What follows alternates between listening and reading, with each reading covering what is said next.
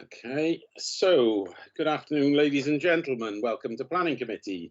Please can I remind all participants that this meeting will be live streamed and the recording archived for future viewing. Could all participants mute themselves when not speaking in order to avoid any background noise or feedback when other participants are speaking? If a participant wishes to speak, can they please put their hand up if they can be seen on screen, or use the raise hand or chat functions? If any participant has difficulty hearing or being heard when they are addressing the committee, they should let the chairman or democratic officer know as soon as is possible. If they have a webcam, they should try turning this off, as this may help the broadband width, so they can at least be heard. So welcome to all members, officers and public speakers and anybody else that's viewing. And I will start the meeting by asking for apologies for absence. Do we have any? None that have come to direct myself, Chair. No, I've had none either. So I take it from no hands up and nothing else that there are none. So are you happy that I sign these? By the way, Councillor Young Birch is not going to be present, but she may come in later. Sorry, right. could you repeat that? Yeah, Councillor Rhiannon Birch is not present at the moment, but she may be in later. Okay, well, shall we take her apologies, and if she comes, she comes. Thank you very much. All right, thank you. So with that, I will ask that you, are you happy that I sign the minutes of the previous meeting held on the 24th of June as correct? Yeah, no one unhappy with that? No, yeah. Good. Yeah. Okay, thank you very much. Declarations of interest, please. Can I have declarations from members? Mark, Councillor Wilson. Yes, on agenda item 8, and the Land of Barry Waterfront application number 00379 is because my college, which I'm active in, is a neighbour, and therefore I will withdraw from the meeting. Good, thank you. And I know you've discussed this with Amy, so we're all familiar with what to do. Are there any other declarations? Nick? Yeah, Chairman, same one, Land of Barry Waterfront. Both myself and my wife are long-established LEA members of Yscolson Barrack, which will be the school taking that site over. So I will withdraw. Thank you, Nick. You know what the procedure is. You will leave and then come back in. I guess you're familiar with it. Any doubts, have a quick chat to Amy. Should be all right. Good. Okay, thank you. Any others? I see Ian, you've got your hand up. Councillor Johnson. Thank you, Chair. It's the same same application, 2021-379 for Land of Barry Waterfront. I'm just noting that as the member for the current site at Yscolson Barrack site and also councillor for the waterfront, I've participated in consultations, including the developers pre-application consultation. However, I'll be making my decision on the meeting tonight and will be staying in the room. Thank you. Thank you, Ian. So no real interest, just making sure that everybody's clear on your position. Thank you, that's great. Nick, if you could lower your hand sign, please, that would be good. That seems to be all the declarations of interest. Agenda item 4 is building regulation applications. Are you happy that we note those? Happy we note. Yeah, okay, thank you. Item 5 is planning application determined by Head of Regeneration and Planning under delegated powers. Are you happy that we note these?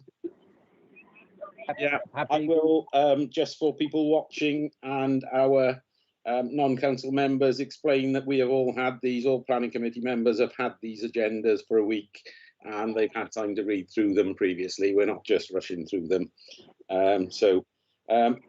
With that, I'll move on to agenda item 6, which is appeals, and I believe Marcus is going to quickly lead us through the appeals report. Chairman, I'm sorry to interrupt. Can I just check that Councillor Hodges isn't wishing to say anything? I can see his hand still raised at the moment. Nick, are you okay? I presume that was just from before.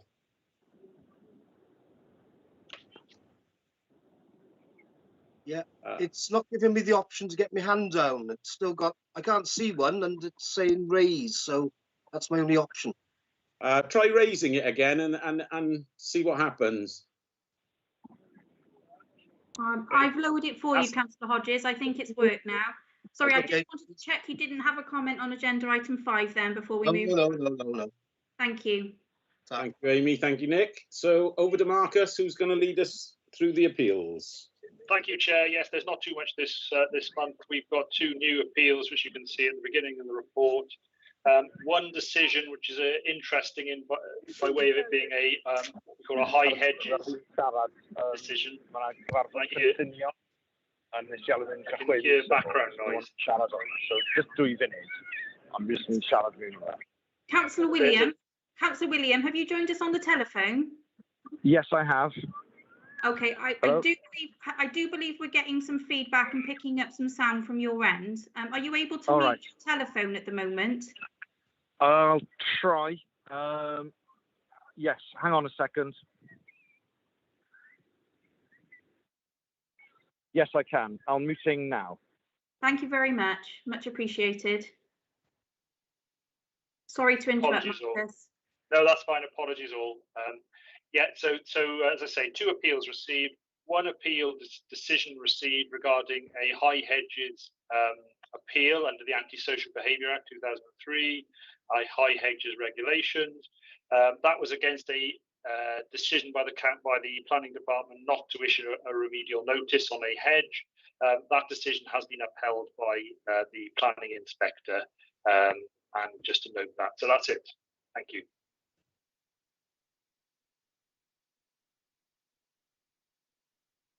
You're muted, Jonathan. Sorry.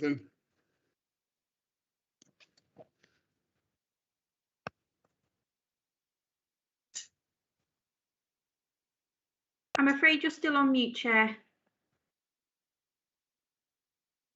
Sorry, yeah, I missed that one. Yes, thank you, Marcus. Bit of a hiccup there. Are you happy that we note the appeals and move on to agenda item 7, the note the trees list? Move the note, Chair. Yeah, thank you very much. Okay, so down to the business of the day, the planning applications, and we start with a case that's been on fire for a very long time by the look of the number, 2016-00335 and I believe Helen Davis, our planning officer, is going to lead us through this application. Sorry, Chairman, do you mind if we just go back to agenda item 7, trees? I believe, Marcus, we just moved with note on number 6 for appeals. I did say move to note on trees as well, but are you all happy that we move the note on trees? Move we note on trees. Yeah. Thank you very much. Thank you. Okay, over to you, Helen. Thank you, Councillor Bird. I'll probably just start by explaining the length of time on this application. It originated out of an enforcement inquiry back in 2015. An application was then submitted in 2016 to regularise that, and for various reasons, which seem to be about numerous officers changing back in 16-17, the application simply stopped going anywhere. So nobody had progressed it, and we didn't continue to get repeat complaints. So it basically sat dormant. So we reinitiated it recently following some inquiries from the Community Council. So that's a bit of the background. The application itself relates to, it's a small complex of former agricultural buildings south of Ystrad Owen. And the application seeks to retain a change of use that's been ongoing since 2015. It was a former agricultural site, and what they're using it for now is a mixed use, the mixed use being both agriculture and a machinery business. So the main principle, things we need to consider here are the principle of the use, whether there's any visual impact, whether there's any amenity impact, and most importantly, given the level of local concern, is about the highway impact. So in terms of the principle, about 70% of the proposed machinery business relates to storage, refurbishment and sale of machinery, and that happens from the site.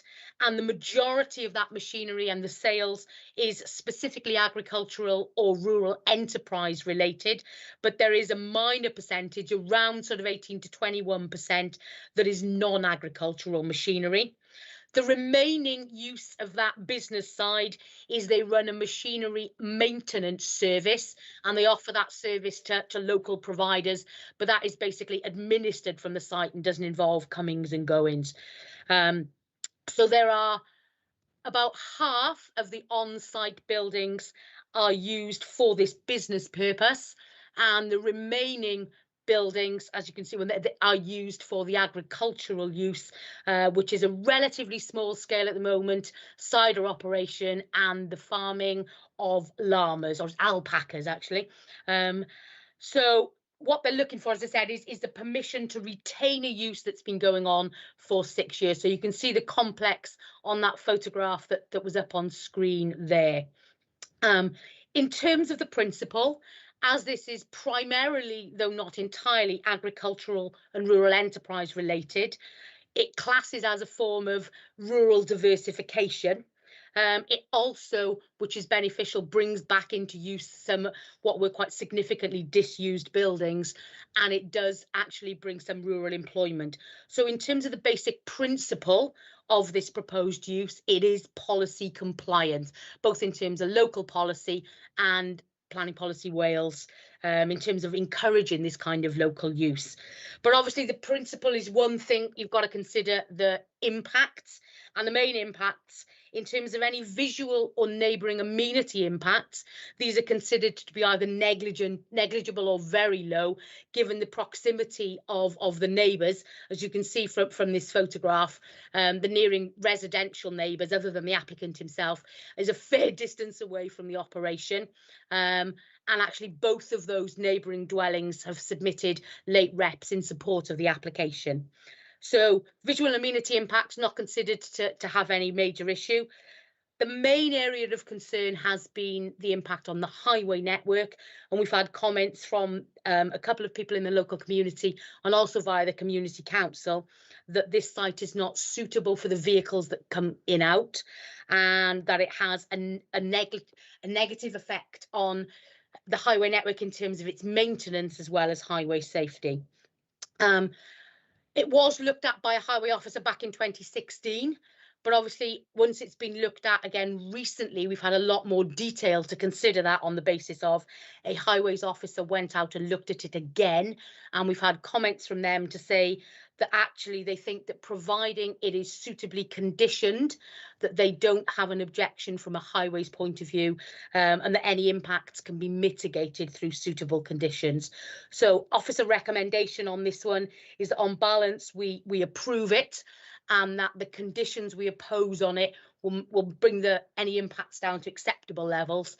And obviously, given that this has been an ongoing use, we've not had major comments come in from a large number of people, and obviously this gives us the opportunity to bring it back under planning control, and those conditions then can be monitored going forward to make sure that any impact is controlled. So that's a basic overview of it. Thank you very much, Helen. That's a very good overview. I will mention to committee that Councillor Morgan sends his apologies. He would have liked to have been here to comment on this as he was involved in the call-in, but he apologises. I believe he has had to go to court with his other job. He is not being taken to court. He's acting as as a solicitor. So we have matters arising. I'll draw your attention to that. There are two letters. Jonathan, sorry, Chairman, is it possible just to really quickly come in, really quickly? Sorry, yes, just on one issue. Sorry, just on one issue, because Helen did a marvellous job of presenting the report. The only thing to point out on top, which I think she sort of did anyway, but is the planning history of the site as well. Previously in 2008, there was a refusal for the change use of the barns to residential on grounds that it wasn't business use, or it was of a use that which would be unsustainable as a residential dwelling, and that's actually quite relevant to its current use as well. Obviously, it is a business use, a rural diversification use, as set out by Helen in the report, and actually is a compliant use as opposed to the previous application back in 2008, which would have been for just residential. So I just wanted to flag that up for members. Excellent. Thank you, Marcus. Yes, that obviously bears some weight on our decision. As I say, there are two letters of support in your matters arising, and we do have speakers. As I was explaining about Michael, Michael has sent a statement in, and Ben is going to read that out in the correct place. But first of all, we have Mrs. Ann Thomas, who again is unable to be here, but Amy has been given her statement, and I believe Amy's going to read it out on her behalf. So Amy, Yes. I trust you will be very honest and time yourself diligently. And I will hand over to you to read Mrs. Thomas's statement. Thank you very much, Chair. So this statement committee is from Mrs. Thomas on behalf of Welsh St Donat's Community Council. As you know from our written submissions and residents' objections, the community of Welsh St Donat's is very concerned about the impact of this development on highway safety, on local lanes, and about large vehicles going through the centre of the village. Fundamentally, there is no route to Castell Calfan site, which does not include single track lanes without passing places, blind bends, and passing directly through a rural village. Your highways officers have confirmed that the surrounding road network is simply not suitable for the larger low loader vehicles which have been used to date by this business. We believe this application should therefore not be approved unless it is subject to stringent, clear and enforceable conditions which limit vehicle movements. The proposed conditions go some way towards alleviating the community's concerns, but we are not convinced that they are specific enough to be effective. Given the history of non-engagement with the planning process, we have real concerns about compliance and enforcement. The proposed requirement for a traffic management plan is welcome, but the Community Council requests that this plan is shared with us for comment before it is agreed. We also need sight of the finalised plan so local people can know what traffic movements, routes and times of day are permitted. We support the imposition of a weight limit of 7.5 tonnes. We trust this effectively presents the continued use of the 32-foot low loaders which have caused real problems on our lanes in the past. We also welcome a limit on the number of vehicle journeys allowed in connection with the machinery business. However, we consider that limit ought to be set out plainly in the condition itself as no more than 3 per month, rather than by cross-referencing to the applicant's planning statement. That statement proposed different numbers of journeys for different types of vehicles, including the large low loaders, which we expect to be prohibited by the 7.5 tonne limit. Consequently, we feel the proposed wording of the condition is open to misinterpretation. Finally, we welcome the requirement on the operators to keep a traffic log. We hope that the Planning Authority will monitor that log on a regular basis and will inform the Community Council whenever they do so, including feedback on whether the log shows compliance with the limits set in the other planning conditions. Thank you for your time, committee. Thank you, Amy. That's good. We will now bring Ben Gray in, who is going to read Michael Morgan's statement. And again, Ben, you are subject to 3 minutes, as are all the councillors. Thank you, Chair. This is a matter that's been pending since 2016 when the Community Council first raised concerns about the apparently unlawful use of this site. Enforcement action was intended, but the matter remained in abeyance until the applicant made the current application to regularise the use of the site. The Planning Officer's report states that much of the work has now been in place for over 4 years, so is now immune from enforcement action. The Community Council has been pressing for enforcement action since 2016 and feel that their concerns have not been acted on promptly or at all by the Vale Council. The Welsh St Donat's Community Council and I support new businesses in the rural Vale, but it's expected that these should be sympathetic to their surroundings and our history. Within a couple of miles of the site, we have a long-established family farm, several diverse businesses, including a tea plantation, cider farm, golf academy, etc. As a matter of policy, we should encourage these types of visits to the Royal Vale, but more industrial concerns, such as the repair of heavy vehicles and machinery, should be encouraged to operate on dedicated industrial sites with proper access and facilities. The proposed use is primarily not entirely related to agriculture. The report states that 66% of the overall building floor space is agriculture, diversification of rural enterprise. If this application is approved, will there be any control over an increased percentage of industrial use? It is noted from the observations of the Welsh St Donat's Community Council that the applicant is advertising the site for the hire of equipment and vehicles. Will this use be authorised by the consent now sought? Will there be any enforceable limit to restrict the future industrial use of the site? The main objection to the application locally is the increased use of local lanes for the heavy vehicles that require access to and from the site. The roads are narrow and often single track, which causes traffic congestion and damage to verges and road hedges. While the planning officers assume that normal agricultural use might generate the need for access by large vehicles, it must be accepted that this lane network evolved when there was no need for large vehicles or indeed any vehicles at all.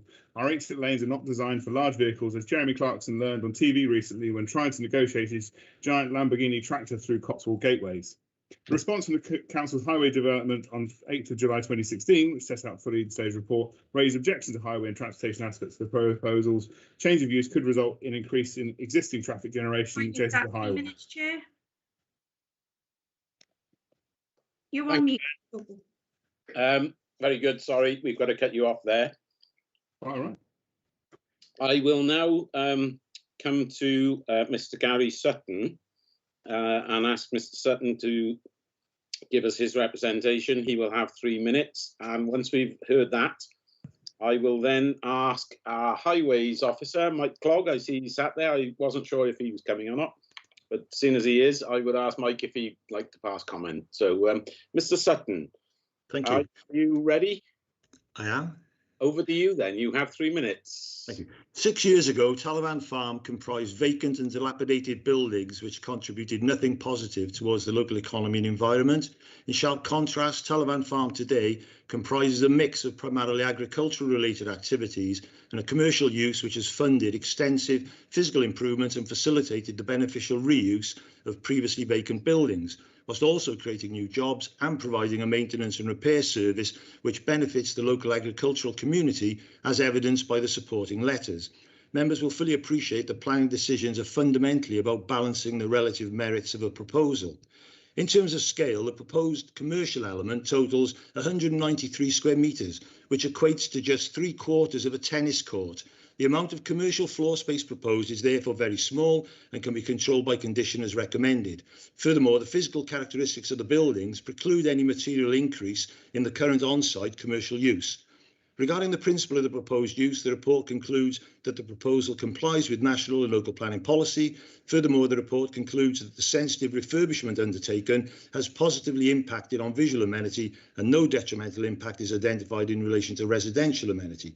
Turning to highway considerations, the modest numbers of business-related journeys in standard vehicles associated with staff and customers visiting the site are considered acceptable by officers, as are the movements associated with 4x4 vehicles and trailers, which account for the vast majority of vehicle movements. Furthermore, access considerations are also found to be acceptable by officers. Although comparatively very small in numbers, the main officer concern relates to the use of larger vehicles for transporting heavier loads to and from the site. However, subject to the conditions recommended, the report concludes that vehicle size, the number of vehicles and the route used can effectively be controlled. Assessed in light of its relative merits, the report concludes that the planning balance is firmly in favour of the proposal. This conclusion is reinforced having regard to the fallback position. Whilst this application provides the Council with an opportunity to restrict the size and number of vehicles coming to and from the site, this position contrasts very sharply with the fallback, whereby the site could be used solely for a wide range of agricultural purposes, which would not require planning permission, which could involve the use of vehicles significantly larger and visiting the site more frequently than would be allowed should this application be approved. The objectors appear to be totally unaware of this potential and its highway-related implications. While some consultees have raised highways-related concerns, these are unfounded in my view, particularly in light of the recommended planning conditions relating to the number, size, log of vehicle journeys and the routing of vehicles. The applicant's key business objective is to increase the maintenance and repair aspect of the operation. Clearly, this takes place off-site and will therefore not result in any increase whatsoever in the number of larger vehicles coming to and from the site. Similarly, the allegation that the planning permission would set an undesirable precedent for similar commercial uses elsewhere also lacks foundation. As members know, all applications fall to be considered on their relative merits, and planning permission will only be granted by the Council where the planning balance is in favour. Sorry, that's your... I was virtually there within 3-4 words. Yeah, okay, thanks. Thank you. Mike, did you want to come in now, or do you want to hear a bit of the debate and then come in? Thank you, Chair. Perhaps I'll just say some brief words and just clarify really that my highways officers have looked at the application in detail and given it some considerable thought, and based on the application and based on the conditions being proposed core of the application. We feel that they are adequate to mitigate any concerns in relation to the highway network associated with the application, and on that basis, we're fairly happy with the situation or with the application as conditioned. Okay, thank you, Mike, for that. A little bit of housekeeping. Mr. Sutton, I did forget to tell you that once we've finished with you, could you mute and disappear off screen, please? You can stay there, but mute and disappear. Neil Thomas, you wanted to come in? Yeah, actually, I wanted a clarification from Mr. Sutton. Well, we can get that, Neil.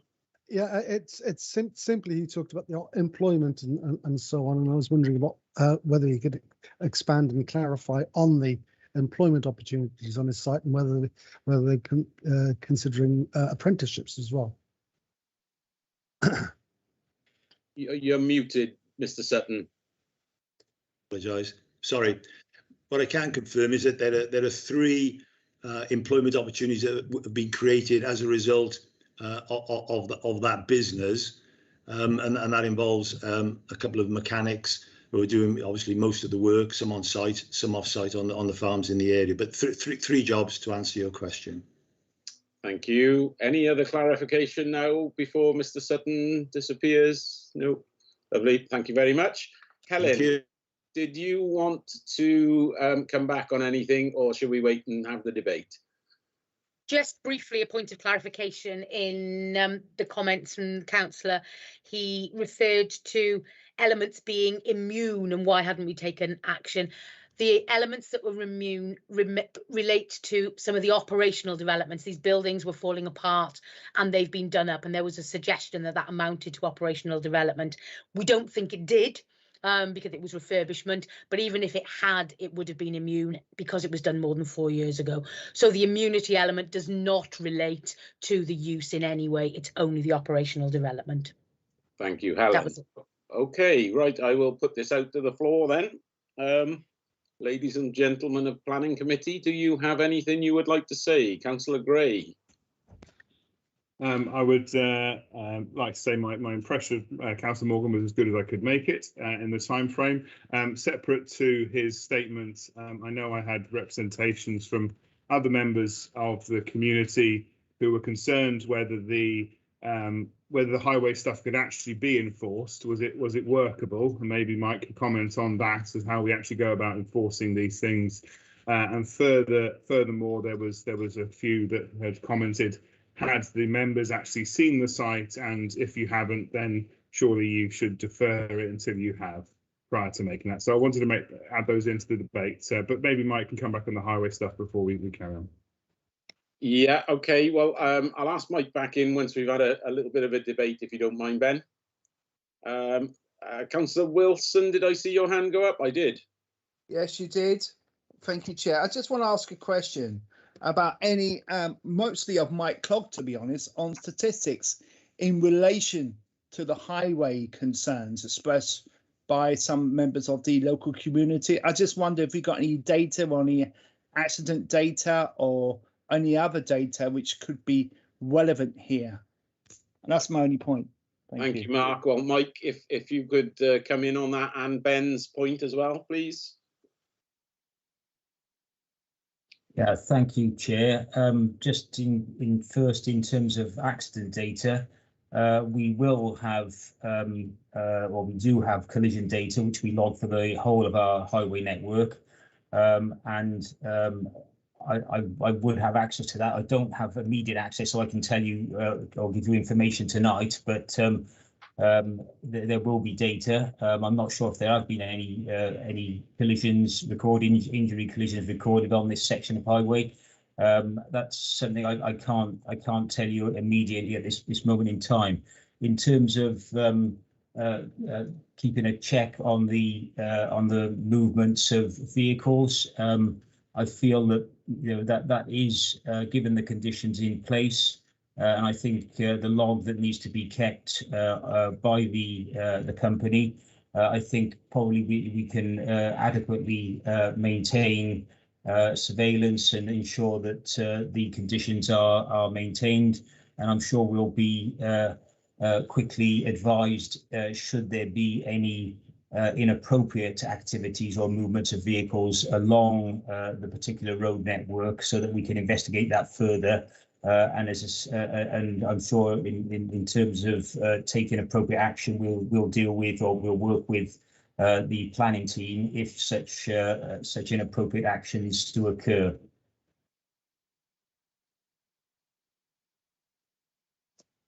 You're on mute again, Jonathan. Not with it today. It's this heat is getting to me. I see Marcus has his hand up, and then I'll come to Andrew after Marcus. Thank you, Chair. Yeah, it was just to say that obviously the current comments of the Highways officer are in the report. There's nothing flagged up in there about collisions or collision data. Normally, if there was a concern about collisions in a particular location, you would expect, and it has happened, and Mike can probably confirm this, that we would have reference to that in the response. So while we can't actually say there is nothing there, it is relevant to note that there's nothing in the actual response from the Highways officer.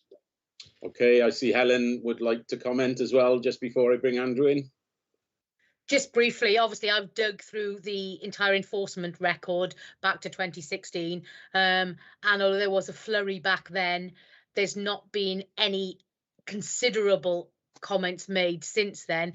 And while I can't rule out there having been any other issues, there's only one verifiable incident where one of the very large low loaders did seem to have caused issues and blockages on the highway. But that's the only one verifiable issue that I've had, and that's in 6 years. Lovely, thank you, Helen. Right, Andrew, you may even be able to enlighten us, not living far away from there previously. No, actually, in fairness, Mike Clogger's actually clarified totally what I was concerned about for the local residents, which was actually covered in conditions 6, 7 and 8, which is how do we, particularly bearing in mind the limitations of enforcement at the moment, continue to verify that only 15 vehicles will be there. But I think the answer was pretty robust. So I'm very happy that residents' interests will be looked after, particularly bearing in mind the 3 conditions. So that's fine for me. Okay, thank you, Andrew. I'm happy that we've had a reasonable debate. I don't see anybody else wanting to come in, so I'm going to move officer's recommendation and hope that someone will second it. Neil Thomas has put his hand up and said he will second it. So if we have no further ado with this, we will go and take it to the vote. And I will say, all those in favour, stay silent. All those who are against, please make a wave, put a hand up, or do something, please. That's great. Thank you very much indeed. We have a consensus on that one, so it is officer's recommendation. Thank you very much. Now then, we will move on to the next application, which is 2021-00020 full 3 White House Barry, and Ian is going to lead us through this. Ian, over to you. Thank you, Chair. Is it okay if I share my screen with the plans? I've got them. Please do. I'm sure it would be very helpful for all of us. Can I just check that they're visible now? Are they being shared? Yeah. I got them. Yeah. Yes, Great. they're up, Ian. Yeah. Yes, Okay. thanks. Fantastic, thank you. Okay, this is a planning application for extensions to the property number 3, the White House in Barry. So it principally comprises an extension to the front of the property at first floor above the existing space between the house and the garage. So if we look at the plan here, where I'm circling currently the gap between the garage and the main part of the house, the extension, it's this first floor element here. The ground floor would be part open and part accommodation, but the main part of it is the first floor element that sits above that. The application also includes an extension at the rear, which is this section here. And finally, it also includes kind of rearrangement internally, whereby part of the dwelling would become an annex. I'm not sure how clear it is because of the size, but members may be able to see here there's like a residential annex which comprises a bedroom, bathroom, kitchen. It's probably worth making clear that this isn't an application to subdivide the house or change it to a house of multiple occupation.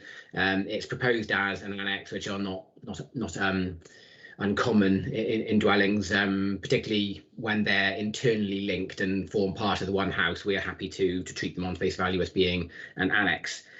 So the first floor extension at the front here projects just approximately 4 meters from the front of the house.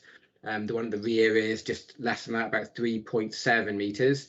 There's conditions recommended to restrict certain windows to be fixed and obscured to protect neighbours' privacy. And there's a further condition excluding part of the proposals from any consent that would be given if members voted to do so. That was a fence along the front boundary, which officers were concerned would affect the openness and the character of the street. So there's a condition that recommends that not form part of any consent if it's granted. The main issues here, as far as officers are concerned, are the impact on neighbours and the design and visual impact. In terms of neighbour impacts, I believe we have speakers coming from both sides of the property. And in terms of visual impact, it's a judgment anyone's entitled to make. In officers' view, the extension is of a design and form which wouldn't unacceptably affect the character of the street. It's similar in design and character to these elements here. Now, it's important to note that these elements here are, I think, original parts of these houses. Attention is just drawn to them in the report, just as examples of first floor elements of similar bulk and scale within the existing street scene. If I just scroll up a few pages to the site location plan, there's a relative sort of stagger along the house in the row, so the extension would bring the dwelling no closer to the road than, for example, the side of this house here. And there's a relative degree of consistency to the dwellings in terms of their character, their materials and things like that, but there's a different relationship to the highway. The garage is almost attached here at the front. This one is attached. And as I said, there's a differing relationship between the fronts of houses and sides of houses to the road. So for that reason, officers were of the view that there wouldn't be any harm to the character of the street scene. Those are the main issues as I see it, Chair, but obviously I'd be happy to clarify anything if it arises following the speakers. Thank you, Ian. Again, very concise. Thank you very much. Right, we have no matters arising on this one, but we do have some speakers. I've got two against, and Councillor William wants to speak as well. So it'll be Mr. Malcolm Rosser to start, and then Kevin Prothero, and then I'll ask Stefan William to come in after that. They all have 3 minutes each. So first and foremost, Mr. Malcolm Rosser, would you like to come in? Are you there? Yeah. Are you ready and happy to go? Yes. Okay, I will hand over to you. You have 3 minutes from the time you begin. My name is Malcolm Rosser. I live at 5 White House with my wife Pauline. We have lived in this property, which is next door to 3 White House, the applicant's property, for 35 years. I have already submitted detailed objections to these proposals. Although these have been summarised in the planning report, they include many issues that have not been fairly addressed. Design and visual impact, page 71. The report arbitrarily accepts contravention of the building line at first floor level on the front elevation. It ignores a similar situation in the rear garden, where an extension will extend 4 meters beyond a notional building line. Acceptance of such an unreasonable contravention will set a precedent for the obtrusive development elsewhere on the estate. Amenity space, page 72. The 3 proposed extensions will see the area available as amenity space per anticipated occupant considerably and unacceptably reduced, which will result in overdevelopment of the plot. This will set a precedent that could affect the whole estate. Parking, page 72. The report advises that as there are no additional bedrooms, the existing 2 (bracket agent quotes 3 (bracket) possible on-site parking spaces will be acceptable. However, this totally ignores the fact that there is also a 5th double bedroom located on the ground floor (bracket) which could form part of a future independent accommodation (bracket). It is essential, therefore, that parking provision be revisited as a result. Other issues, page 73. The report considers construction management controls to be unnecessary due to the size of the project. However, these are essential in this instance due to the nature of the site and the complexity of the proposed works. Omission of control will be unfair and against natural justice. To conclude, I would respectively ask the committee to consider a site meeting so that members can see for themselves the reasons for our objections. And if this is not possible, I would be grateful if you will take our detailed objections on board in our discussions and refuse this planning application. And also, lastly, the lack of mythology and courtesy portrayed by the occupants and agent, I feel, is very disheartening after 35 years of living side by side. Thank you very much.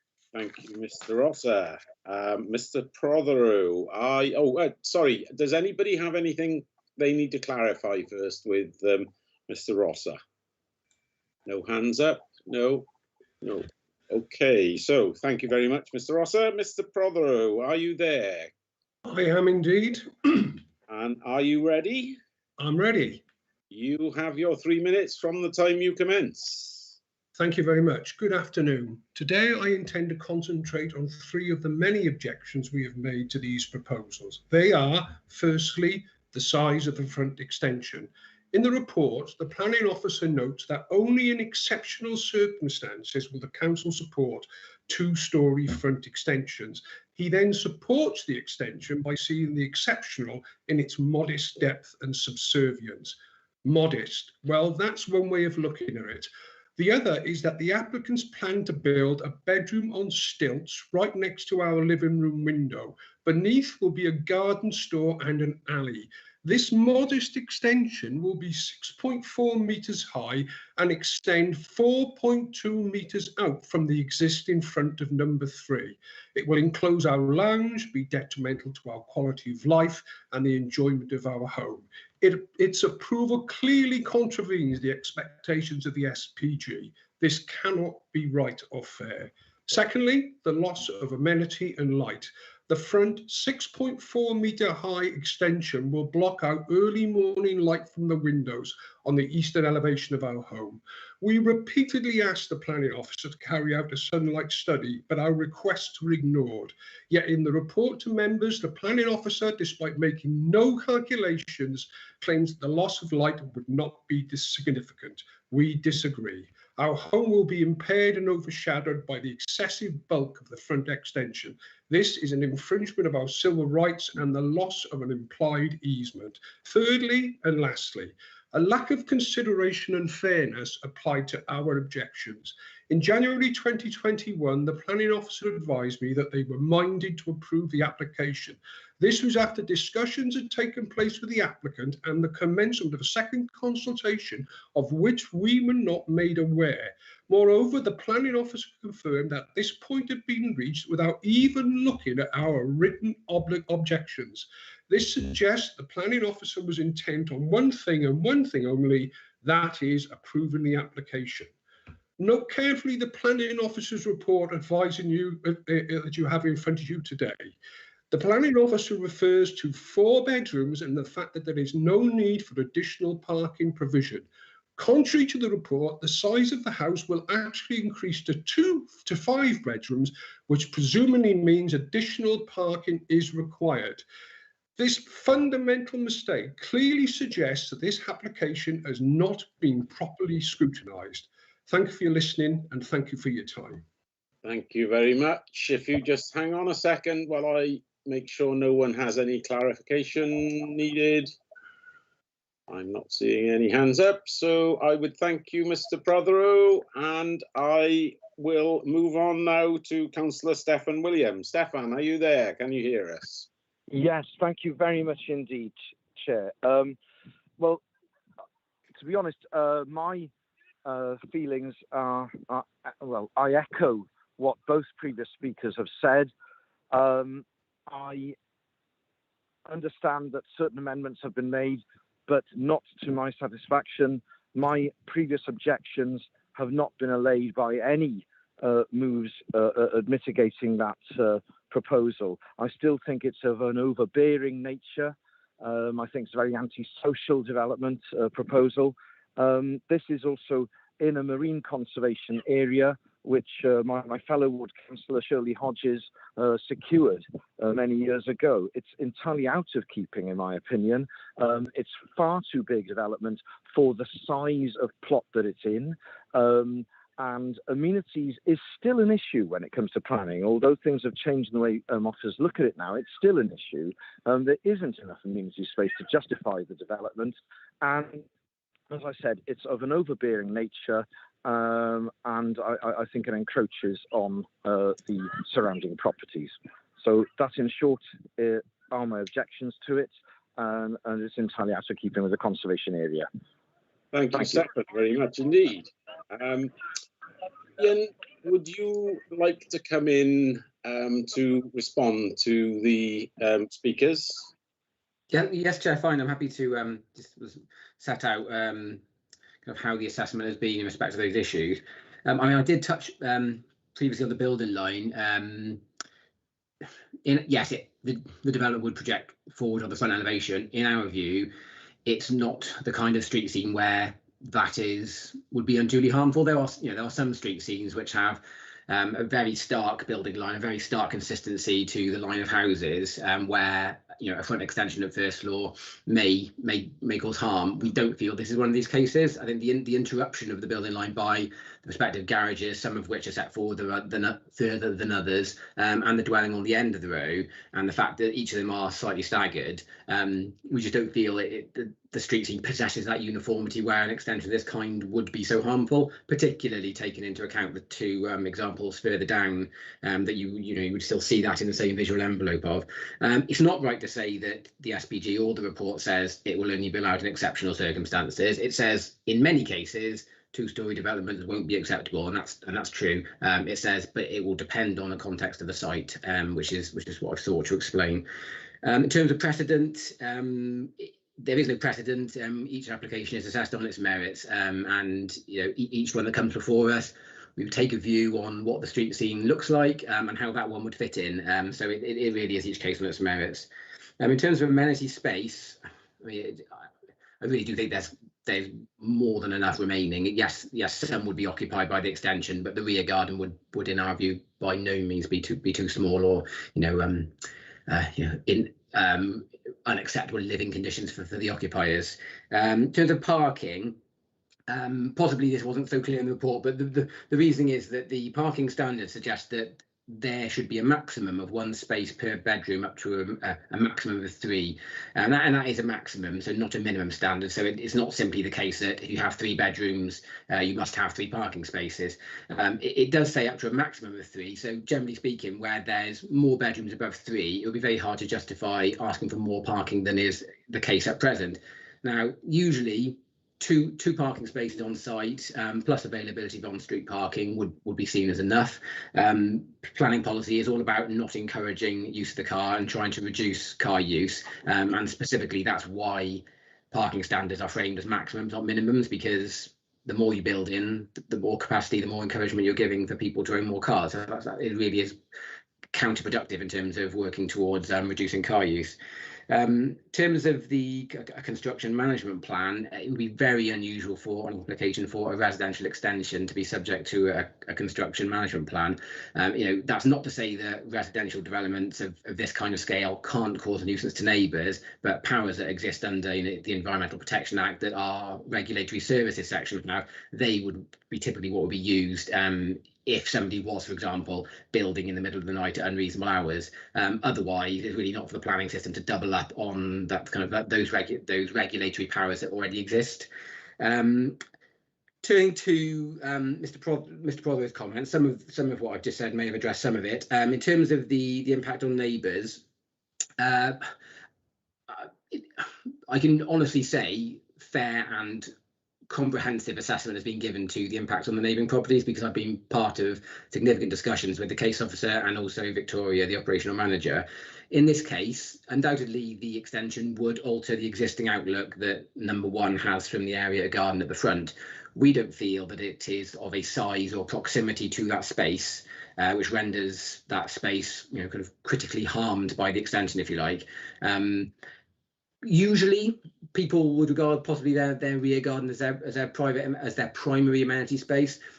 I've spoken to Mr. Prothero, and I feel I have an understanding of the fact that he very much values the space at the front of the house, and that's why we haven't treated the front area as irrelevant or not important, because there's obviously a value to be placed on that space, which has presently a more open outlook than would be the case. But I think it's fair to say that when you have a property that has front and rear gardens, and it's not the sole garden, you wouldn't necessarily treat it in quite the same way as if it were an extension close to the only area of amenity space. That's not to say that it's not important to the resident. That's not to say we haven't treated it as such, but it's fair to say it is one of 2 areas of amenity space. But fundamentally, we don't feel that the proximity of it or the size of it is unacceptably encloses or overbears that area. And just about the kind of the objections and how it's been treated, it's not so much a material consideration as the things I've just talked about. But again, I have to disagree with any suggestion that objections or representations haven't been properly considered. This initially was due to be dealt with under delegated powers, and at some point in that process, the planning officer must come to a conclusion about the acceptability of a development. In some cases, there might be elements of a scheme that an officer assesses and deems not acceptable, and they'll negotiate with the applicant about those elements. At a point where the officer feels that the scheme before them has addressed those issues, as I said, there has to become a point at which an officer reaches a conclusion where they feel, as the officer, they're happy with it. Now, that doesn't mean the process is being prejudged or that objections aren't being taken into account. And obviously, this has subsequently been called into planning committee, which has drawn out the process and may seem to make an officer's conclusion on a certain issue relatively early in the process. But I'm perfectly happy that nothing has been prejudged and there's been no set intent to improve the application, to approve the application. Sorry, all of those matters have been raised by the neighbours, have been carefully considered. Thank you, Ian. All right, Councillor Hodges, you've waited very patiently with your hand up there. Over to you. Bless you, Chairman. Thank you. Thank you to the neighbours in number 1 and number 5, and Stefan also taking the time to not only call this in, but to make himself available. I had the benefit of going with Councillor Stefan William to look at the properties both front and back from the rear garden of number 5, and to assess the scale and the impact that this application would have. My first point is that we must remember that this is the Ballymarine Conservation Area, and this council, through scrapping the conservation sub that we used to have some years back now, I feel does not give the due credence or support to our conservation areas as we used to. I do feel that this is a gross overdevelopment. The front extension is certainly overbearing, and I think it is unneighbourly. If you look at page 71, I'm confused by one of the measurements I see here. In fact, it's the last bullet point, impact on neighbours, where the proposed rear extension would be located approximately 9.5 metres away from the boundary at number 5. Not understanding that one. I'd like a bit of clarity on that. What I would say is, when it comes to the on-street parking, you must remember that the whole of the small White House estate, when it was built and won prizes, was built with quite narrow roads. And in fact, the road coming there off Goldknapp Way into the estate is not only quite narrow, but also number 1, number 3, and number 5 are very, very, very close to the junction. I would hope that there would be no on-street parking from either number 1, number 3, number 5, or number 2 opposite, because it doesn't half block up that junction and cause issues. To actually say that on-street parking is available for a third car, I think is over-egging it somewhat. We can all park on the road. It's just unfortunate, it causes problems for all sorts of people, including emergency vehicles and access for the neighbours. I can't support this, Chairman. I think it's a massive expansion of this house and its site.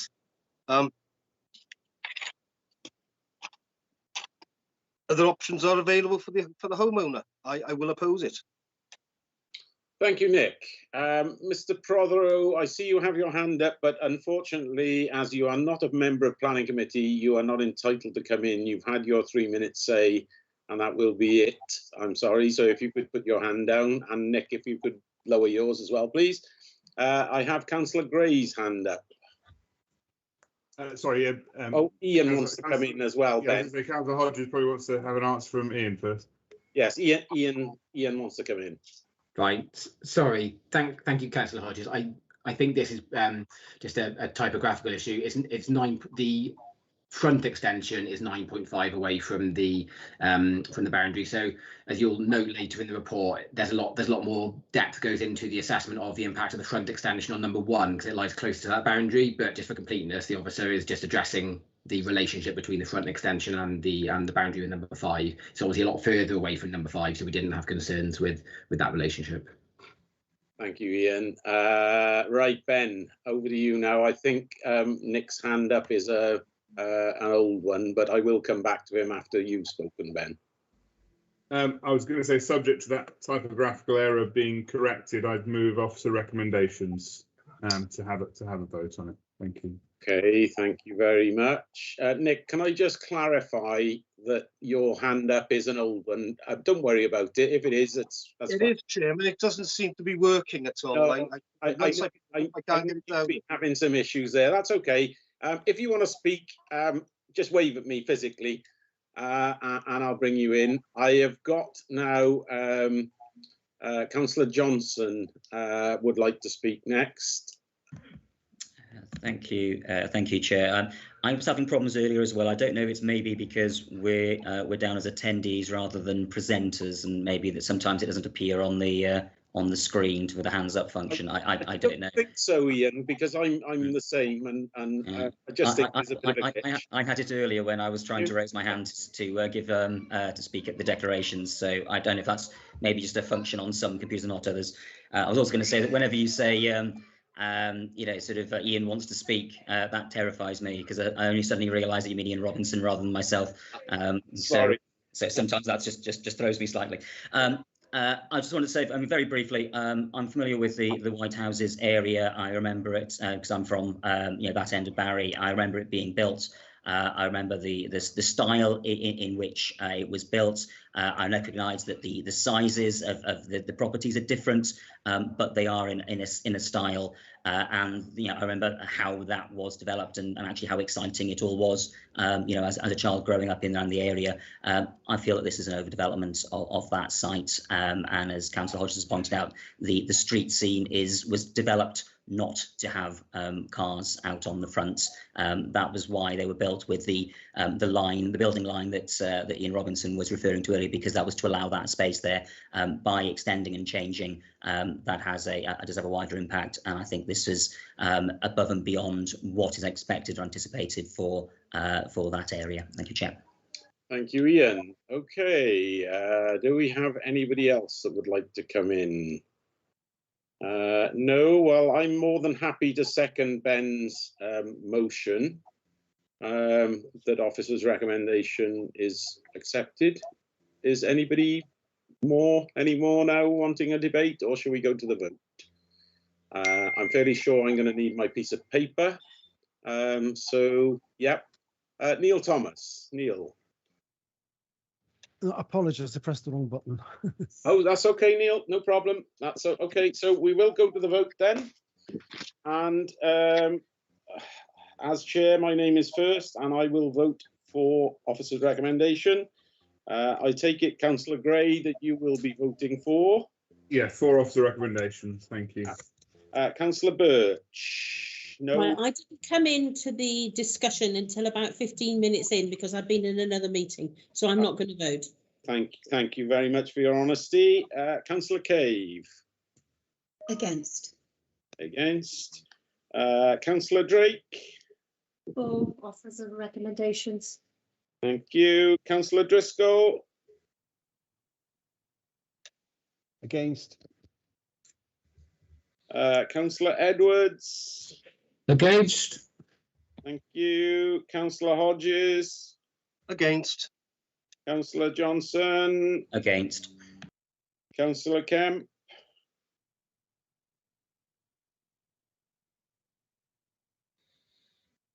Councillor Kemp. Sorry, against. Thank you. Councillor Parker. For officers' recommendation. Thank you. Councillor Rowlands. Against. Thank you. Councillor Thomas, Neil Thomas. For. Thank you. Councillor Wilkinson. I was daydreaming. Sorry, I was for. Thank you, Margaret. Councillor Eddie Williams. For the officers' recommendations. Thank you. Councillor Mark Wilson. Against. Thank you. And I don't think Margarita is with us, is she? No, Chair. She's having issues getting in. So, quick count. 1, 2, 3, 4, 5, 6.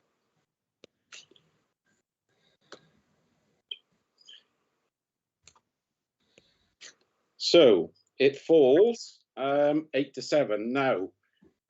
Because this is a householder applicant, Ian suggested to me at the meeting, if this were to happen, that really we need to defer this to write in some reasons for refusal.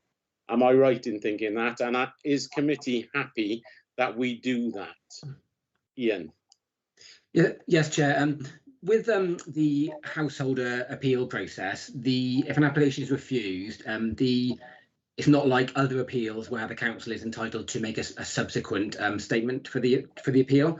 In householder cases with extensions to dwellings, the report, when the application is determined, forms the appeal statement in that case. So if the application were refused now with reasons to refusal, then there would be no report alongside it which substantiates the reasoning behind that. So if members are in a position where the committee is minded to refuse the application, I believe it would be appropriate for the matter to be deferred, for an amended report to be prepared, putting substance behind that with a justification in the same way that the report normally would, and then return that to committee, and then that report can then form the basis of the council's position if the applicant chooses to appeal.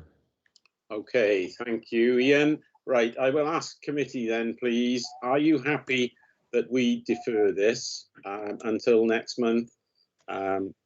Yeah, nobody's not happy to do that. So that's all. Chair, is that not August? Obviously, it'll be September meeting, won't it? It'll be the next meeting. Yeah, all right. 1st of September. Yes. Yes. Before Chair, sorry, just to come in quickly, before we leave that, can we just have clarification over what the reasons would be for coming back and the refusal?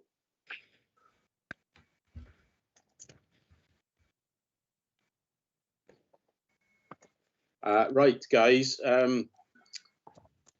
We need some reasons then. I would ask possibly Nick or Ian to suggest some reasons that Ian can work with. Nick, are you happy to do that? I can make a start, Chairman. I'm not a professional planning officer. I'm just doing my job as a planning member. This is a gross overdevelopment. The front extension is overbearing. It's an unenabling development, and I am concerned about the lack of on-site parking. Okay, that gives Ian a little to work with. Yes. Yeah, that's fine. I just wanted to just say that's fine. We can, the report could be drafted along the, whatever issues committee members see fit. I think the issues of the relationship with the neighbouring property, and I don't know. I think members before referred to visual impact and the design with the building line, it felt to me through the debate that those were probably the two principal issues. Further issues on parking and amenity space can be added, albeit those are probably more difficult to sustain than the other two, in my opinion. Thank you, Ian. Just before we leave this, then Councillor Gray wants to come in, and then Councillor Williams. I believe we need to formally move a deferral, so I will formally move that. I believe maybe Councillor Williams will second me, and then we can nod that through. But hopefully the planning officers have enough of the steer from after what Marcus had asked about. But I formally move deferment. Thank you. Thank you. Eddie, is your... Yeah, I do second that, but I just wanted to clarify, will this go through a similar debate on the return of the report? No, the decision has been made as far as I'm aware. I don't think it will. It'll be like for information, Ian. Am I right? Well, my understanding is members are still entitled to discuss the merits, albeit it will be reported with a fundamentally different recommendation. It'll be reported with a recommendation based on what the deferral has been deferred for. Okay, thank you. Okay, so I have Councillor Mark Wilson's hand up. Yeah, I just want clarification over this because we've had a debate today. If we are debating the reasoning for opposing the application, then that's all we're doing. We don't have to have another vote. Otherwise, I think we're going to be in a mess. Imagine if we turn down the next time. What are we going to do next time? And then we'll have a vote afterwards, you know? Oh, no. But I do think we need legal advice on that point now. Well, we've done this before, Mark, on planning committee on these applications. So it's nothing new. We've done it before. We'll do it again. It just makes it a much safer job if and when it does go to appeal. So, Andrew, you want to come in and then we're going to Yes, I was just going to say, if we were actually meeting live, we'd normally defer for 5 minutes while we actually arrive at the reasons. And I'll stand you up on that one. Not with the householder, Andrew. Oh yes, sorry. We need to rewrite the report. Yeah, I understand. Sorry. If it was a different type of application, you're right. But with this householder, we need to rewrite the thing because all that goes to the appeal is the officer's report. There's no hearing or anything like that. So, Mark, Sorry, Chair, just to explain that when we rewrite or when the report comes back, the report will be largely the same in terms of the reference. There will then be an added paragraph which will explain that there was a vote at the committee which did not accept the officer's recommendation. The reasons for that will be set out as Councillor Hodges has explained in a separate paragraph, and then the recommendation would, there will be a suggested list of reasons for refusal on the back of it. The reason for that is, as officers, we are duty bound to stick to our original recommendations. We can't turn our recommendations around, but we will obviously reference what the committee said in terms of its points, so that when the inspector comes to make his decision, should it go to appeal, he will have all the information there. That's a code of conduct issue for us as part of the professional members of the Royal Town Planning Institute that we have to follow. So just explaining that's how the report will be set out. Okay. Thank you, Marcus. That really helps. Thank you. Right. So we will now move on to 2021-003794, land at Barry Waterfront. Now we have a couple of Sorry, Chairman. Can I? Sorry, just one quick one. I know obviously we did move to defer and it was fought and seconded. Can I just double check there was no dissent? Oh yes, sorry. Yeah, no one's got their hand up, Amy. Thank you very much. Thank you. Lovely, thank you. So we have a couple of declarations on this one. Those of you that needed to leave, I trust have left. And we will ask Ian, who is going to present it, to lead us through. Ian, over to you. Sorry, Chair. Ian Robinson, not Ian Johnson. Can I just make sure that the councillors have vacated? Bear with me one moment. I can't see Nick on there. Yeah, I believe Councillor Wilson has also disconnected. Thank you, Chair. Okay, lovely. Ian, over to you. Thank you, Chair. I'll share my screen again just so we can see the plans. There we go. So this is a full planning application for a new two-form Welsh medium primary school at land at Barry Waterfront, and it would effectively be the relocation of the existing St Barrack in the town. Most of the site lies within land that formed part of the original comprehensive redevelopment of Barry Waterfront, and that's kind of the southern chunk. Part of the site to the north lay outside that boundary, so that's probably the principal reason why this is a full application rather than reserve matters, is that because actually not all of the land benefits from the outline consent, but in essence the land is allocated for a school, and since the inception of the waterfront development, I think it was approved back in 11 or 12, this site has been identified for the school.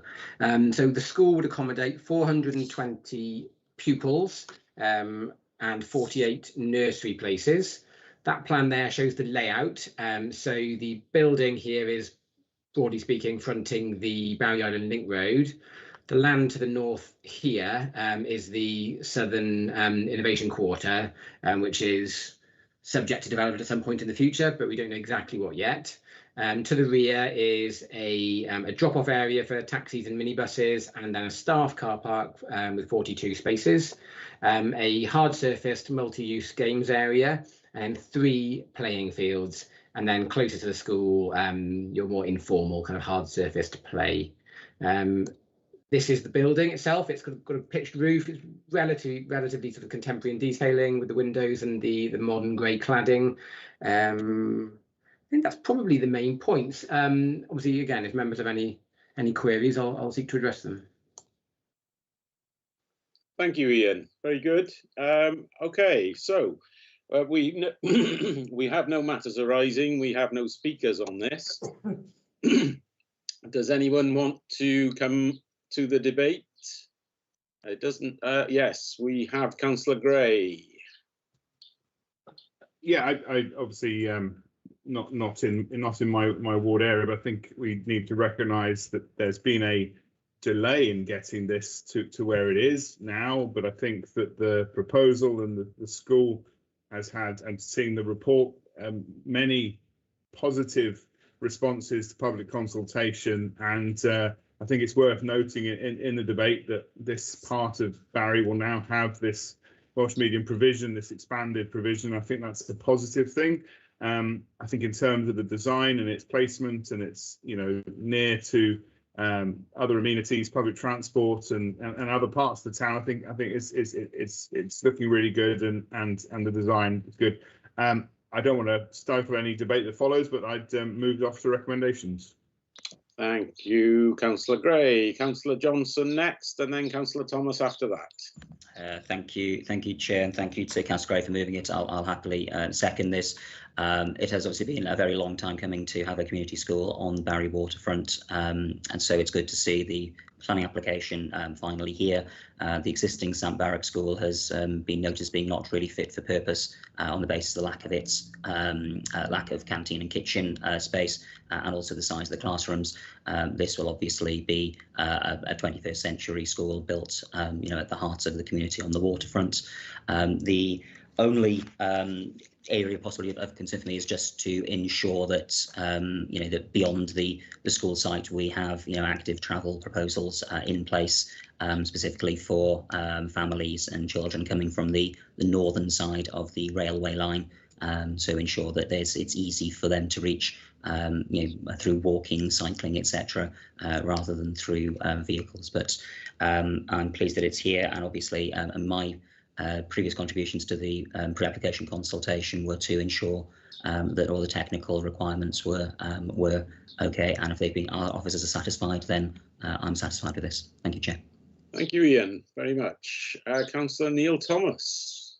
Thank you, Chair. I was going to second Ben, but Ian's beaten me to that. I just wanted to note and the fact that I am surprised at the level of support this has actually got, the number of positive responses from people from the community in support of this application is, I understand, remarkable for any new development. and I think that it should be noted within the minutes and within the recording of this that this does actually have huge public support. Thank you very much. Thank you, Neil. Councillor Vincent Driscoll. Yeah, thanks, Chair. No opposition to it, but to question the design. Judging from the pictures we got or the drawings we got here, I'd say it looks like a cow shed with windows. But apart from that, I'm all for it. Thank you very much. Okay, so we've had it moved, we've had it seconded. Before we go to the vote, I was just going to ask Ian if he would like to come back on any of those points. I don't think there are any critical issues that needed answering, but Ian? No. I quite like what cow sheds look like. There you are. Contemporary architecture. I've got Councillor Johnson's hand. Just very quickly, following up from Councillor Thomas's point regarding the support during the consultation period. I believe it was 89% of respondents were in favour of the 220 or so that replied. So that's more community support and parental support than some consultations out there. Check. I would say than most, Ian. Anyway, right, over to the vote. So we've had a proposer. Oh, sorry, Chair. Oh, sorry, Eddie. Yeah. It's a bit. I'm just disappointed at the comments of the design. You know, I just hope that doesn't pass on to the public. It clearly is a modern architecture, and we've had good experience of all the builds in the local area. None of them look like the comment that he made. So it's just disappointing that had to come out in this public meeting.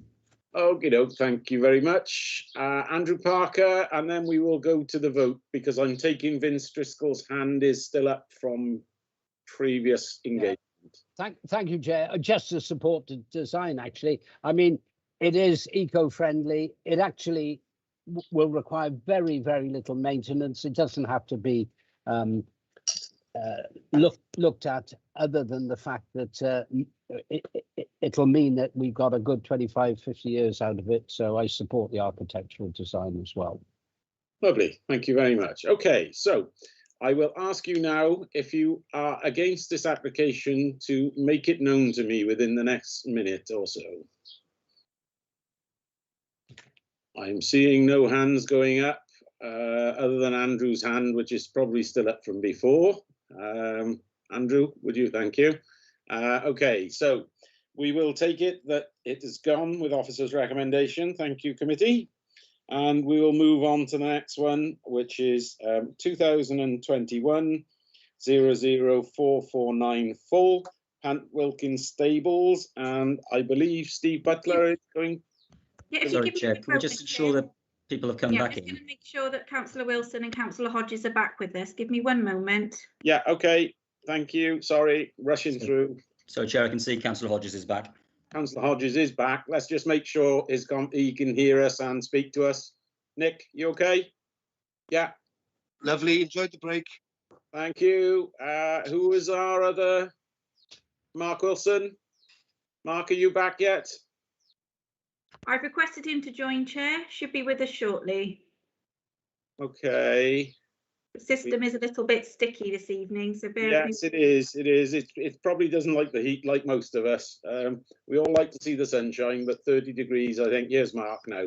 Mark, can you hear us and see us? Oh, he's run away. You're muted, Mark, but we can see you. Yes, I can see you. Lovely. Oh, right. Okay, so Steve, over to you. Okay, thank you, Chairman. Let me just share my screen.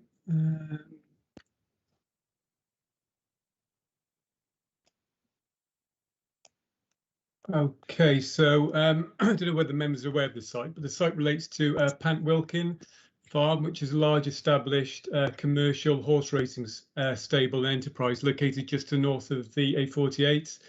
So in terms of a bit of history, the existing track to access the site is located to the west of the St Hilary transmitter mast, and the track that is currently used is over an adjoining landowner's site, which I think has been in place for about 20 years. So due to effectively the current operator of the farm has lost his access rights over the adjoining landowner's land.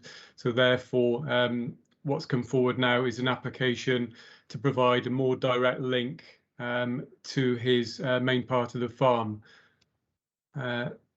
It's worth noting that exactly this time last year, we approved a new access onto the A48, and which at the time linked up to existing farm tracks.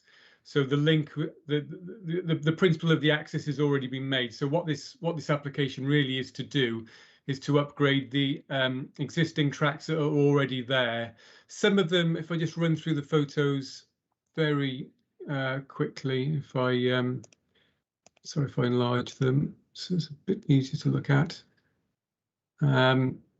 So this is the view from the A48. The access has already, the access work and the clearance of the hedgerow already taken place. This is the view from the top end of the site looking out onto the A48.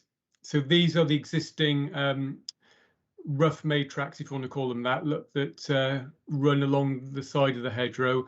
As you get further into the site and at the point where it picks up from the existing access that terminates from the adjoining site, the tracks turn into a tarmac 4-metre wide surface. So really this application is partly retrospective to retain the tarmac tracks as built and to finish off upgrading of the existing tracks located on the southern part of the site. So roughly speaking, if you look at this plan, it's roughly half of the track in total has been completed, and it's the lower half that is already in place informally, but it's going to be tarmacked. So in total, we're looking at 900 metres of track. It's going to be 4 metres in width. In terms of landscaping is already gone in on the top part of the track, which is already in place, and there's a proposal for hedgerow planting along the southern part of the track. I'll leave it there for Will, Chairman. I think happy to come back and answer any queries. Thank you. Lovely, thank you, Steve. Again, a great presentation, very clear. I will ask Andrew as local member if he wants to come in first. I know his hand up isn't, but yeah. I know he's the local member. Yes, thank you, Chair. Yes, no, the 3 ward members called this in. Sadly, this site at Pant Wilkins has had a checkered history for many, many years. The road is 1 kilometre long. It is a substantial road. It was a farm track maybe, but the use of the farm track was very limited. Early part of the year, all of a sudden, trees were being cut down. The access was being put in. And my major concern from the locals was the fact that it was being carried out very early in the morning, lots of vehicles using the A48, danger, etc., etc. It also, in fact, gets very close to a very important historic monument, Llanquin Wood, which actually has a 6th century remains of a church, which is very, very close to this upgraded, for want of a better word, farm track.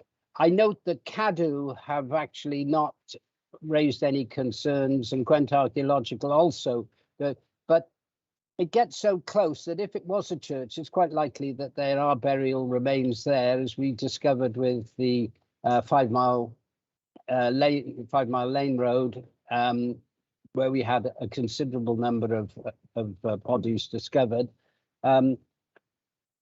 I have to support the officer's recommendation because quite clearly we have no option other than to it. But my main concern relates to the fact that it already has permission for an access, which is actually a pretty comprehensive and pretty expensive access. My worry is that unless we actually can put some teeth to this, all of a sudden it will sneak out onto the A48, and we will then have enforcement proceedings, which, as historically we know, have caused us great difficulties over many years. So I'm hoping that I can get some reassurance from the planning officers that despite the fact that a kilometre of 4 metre wide track, which actually is only half a metre less than the road you'd put on a housing estate, that we are going to look after the residents' interests, particularly the ones at Hollybush Farm, who've been subject to vehicles and pretty heavy earth-moving equipment starting off at 6 o'clock in the morning. Historically, we've struggled. So I accept the fact that we have to approve it, but I really want to make sure that historically, if we approve it, then the access and the whole road would be finished before they're actually allowed to use it. Dealing with the alternative access, it appears now that there are actually security gates already in place. And I think once they're closed, we'll suddenly find that this access will become heavily used and will have a harmful effect on the setting of Llanquin. They say a limited number of vehicles. I can't remember the page now. It's on page 104. I've just had a look.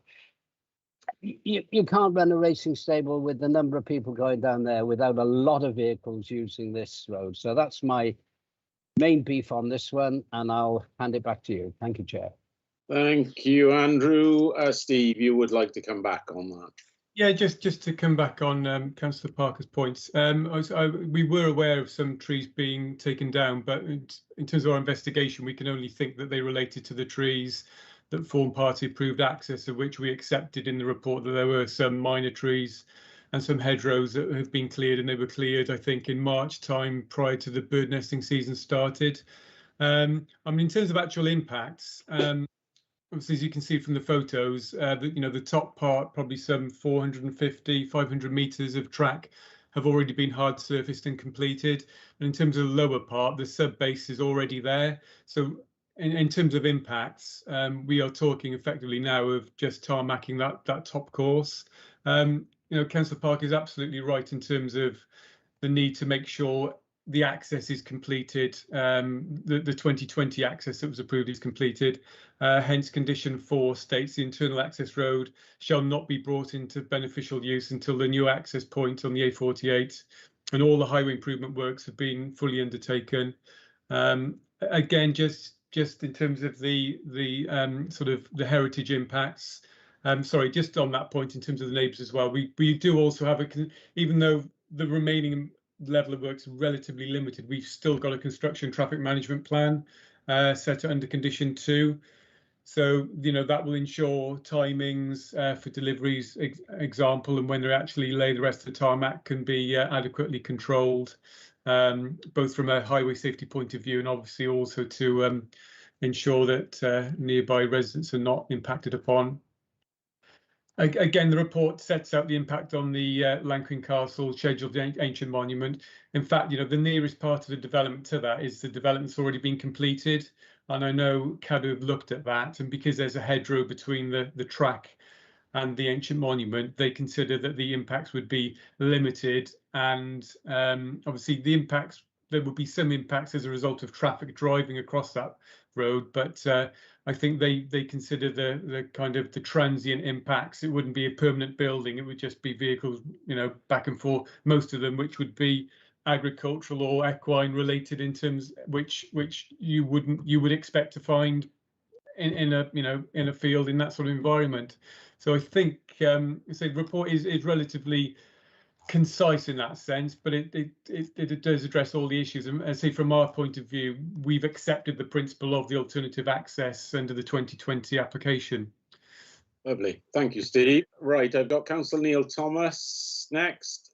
Thank you, Chair. Yeah, as a preamble, I hold no great brief for the whole of the racing industry, particularly National Hunt, which I think is cruel and unusual. But that's not a planning concern, and as Andrew Parker mentioned, I think that there are no good planning reasons to oppose this. But I would like to see a firm conditioning on the hedgerows, and that it's that the species are indigenous species to this country and are supportive of indigenous fauna, such as hazel and other planting that will support local wildlife. And if that can be filled up, I'd be delighted. Thank you very much. Thank you, Neil. I believe it is stated as indigenous, but I'm sure Steve will correct me if I'm wrong on that. I think Andrew wants to come in now, and then Councillor Wilson. Andrew. Yeah. I mean, just in clarification of the removal of the very few trees, I'm afraid that was never ever true. The trees were actually, if you look on Plan A101, if you were going towards Cowbridge, they cut the trees as far as Turnington, St Hilary, and then kept going so that they were way past Bryn Owain, and therefore removed probably, I don't know, 500 meters of trees, and it was symptomatic of the way the whole thing went forward. It was a farm track, but the farm track went nowhere. So what do? They dig it all out, put a lot of hardcore, keep going. They tarmac half of it. So the planning applications actually said, "Dear Mr. Planning Officer, please can you hurry up with the determination, because we would dearly like to finish the other piece of tarmac." We have to be very, very strict on administering how this application is dealt with. Otherwise, we'll be back here in 6 months' time sorting out the enforcement proceedings. And as you can see, I'm pretty emotional over it. And I'm reflecting the whole of the people that we look at in the Hollybush farm who really have suffered over the last 3 or 4 years. So that's my beef. Many thanks. And thank you, Andrew. Right, Councillor Wilson. Thank you very much. Thank you, Chair. I'll just draw your attention to page 110, condition 3, about the hedgerows. And it says here, of similar size and species. So I'm assuming, and correct me if I'm wrong, that the species is a local species. It is not from abroad or anything like that. If it is from abroad, I like it to be a local species. And just wanted for clarification, could we put that in a condition, or would that condition be not valid? I'm sure Steve will come back on that. Steve? Yeah, I can share the plan for you that has got an insert showing the specifications of planting.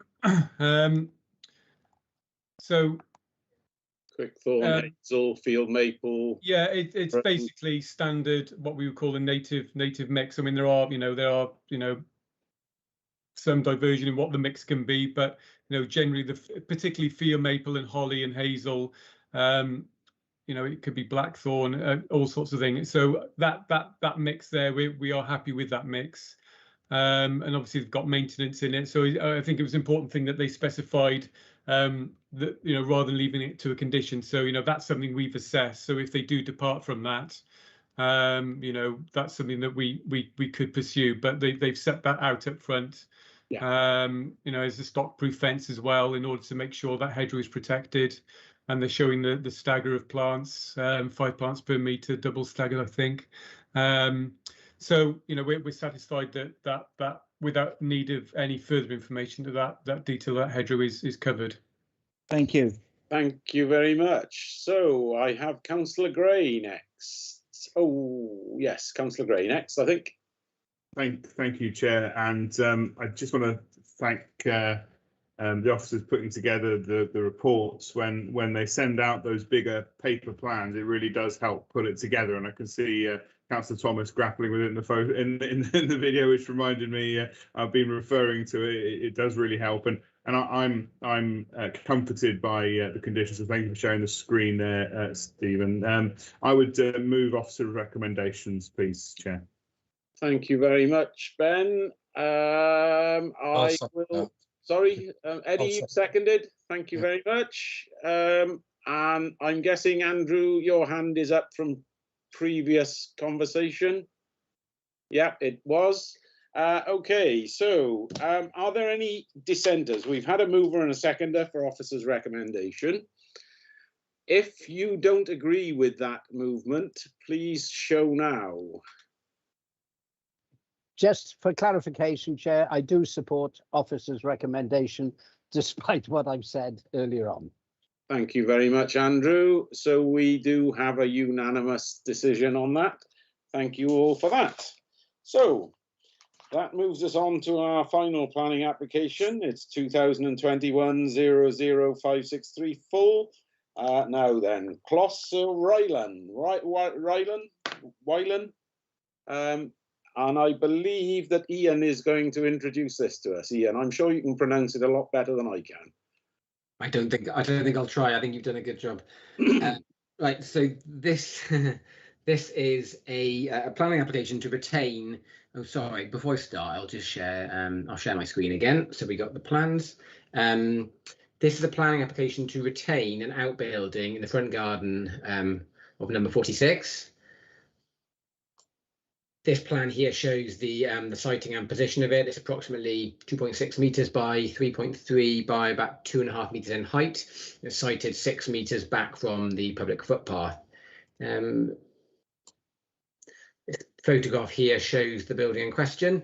The application is recommended for refusal. Officers are concerned that in this street scene of open plan front gardens and with reference to building lines that we were talking about earlier, there is really quite a consistent and not just the line of the buildings, but also the frontages, and particularly with the open gardens, that is a particular key characteristic of this part of the wider residential development. So we are concerned that the building in question is incongruous and visually intrusive in this setting. It's a kind of building you would typically see in rear gardens where it's not visually intrusive at the front of the site, and whilst the applicant is the end row of the property, it's nevertheless highly visible walking along the footpath to the front of the site, to the point where we feel it's harmful to the character of the area. So the recommendation is that the application be refused and that authorisation be granted to take enforcement action to seek the removal of the building. I should just add, sorry, there is one matter arising as well. It is which members hopefully have got. It's a letter from the applicant which seeks to set out further justification for why they cited the building at the front and the purpose of the building, which includes trying to manage a home working arrangement in difficult COVID times with children homeschooling and things like that. We do take personal circumstances into account in the case of planning applications, but it would need to be a fairly exceptional personal circumstance to outweigh something which we would ordinarily feel is not acceptable in planning terms, particularly where there is arguably room to site it at the back. The council does actually have another application before it at the moment for the retention of a different building in the rear garden, and whilst there may, the presence of that building plus the building at the front may, mean there's less available space at the rear, the building at the rear is a recreational building, and I think our view is if the building at the front is fundamentally essential for the purposes it's been set out for, there's no reason why that can't be achieved at the rear of the site. So we don't feel it's appropriate at the front. So that's the recommendation. Thank you very much, Ian. Councillor Nick Hodges, and I would think that Nick is the local member as well. I think you're still muted, Nick. There we go. Yeah, local member. Yes, I've seen the site, and I've been reminded about it now with these photographs. I'm happy to move the officer's recommendation with the authorisation of the enforcement action as well.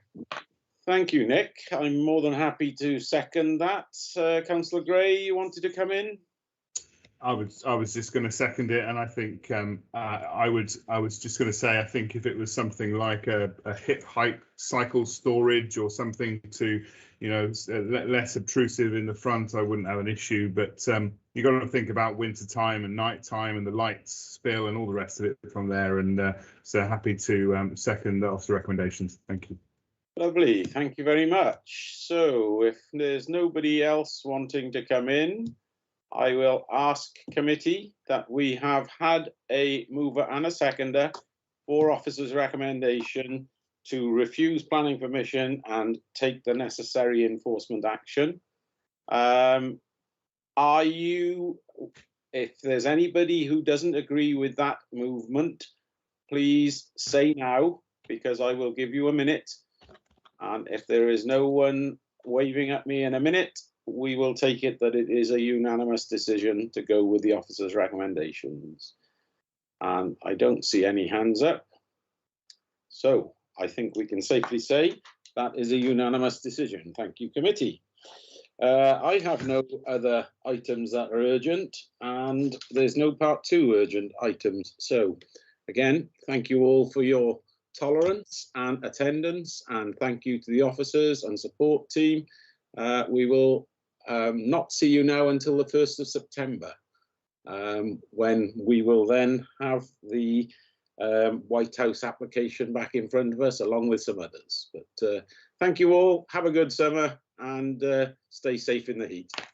Good night.